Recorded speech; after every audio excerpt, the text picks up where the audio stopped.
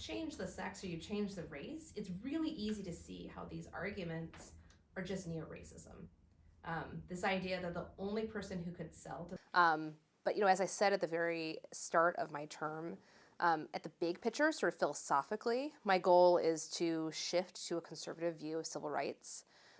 So to move from identity politics to something based on individual rights versus group identity is really important to me. To help people understand that civil rights are for everyone, equally, even-handedly, and there's no right or wrong plaintiff to come into our doors. We're going to open our doors to everyone. So that's sort of the big picture thematically. That's really important to me, and I want to continue that out now that we have a Republican majority. And you'll see policy documents and other actions consistent with that. These are business decisions that we need to have diverse voices, diverse thinking. And then in terms of sort of strategic enforcement priorities, whether it's investigations or litigation, I would say it's 4 big picture buckets. In no particular order, they're all important to me.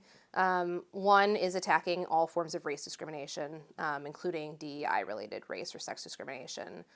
2, dealing with religious liberty, attacking widespread religious liberty issues, from anti-Semitism to COVID-19 vaccine mandates, and the gamut in between.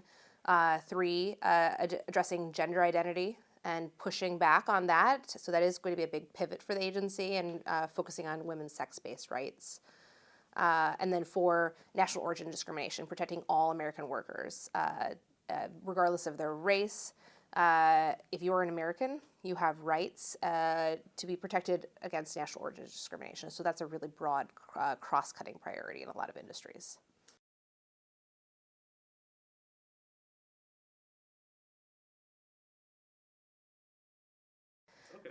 But it's obviously a priority to sue over what I see as large-scale systemic discrimination. And that'll either be, speaking broadly, right, I want to bring strategic level cases, right? Whether it's a individual plaintiff that still has extremely broad impact because of the industry that it's dealing with, or large-scale cases where we're talking about potentially thousands of people being involved, or like a very blatant racial or sex discrimination related restricted programming.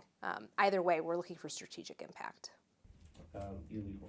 Yes, like full stop, period. And fast way to